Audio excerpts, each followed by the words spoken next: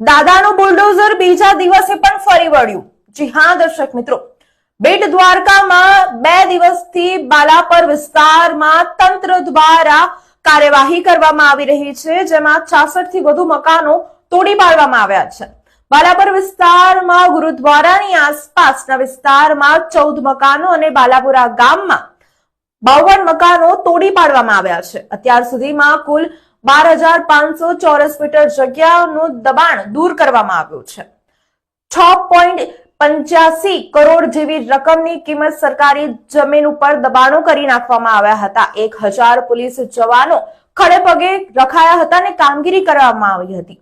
દ્વારકાધીશ મંદિર પાસેના વિસ્તારમાં પણ દબાણો દૂર કરવામાં આવ્યા છે।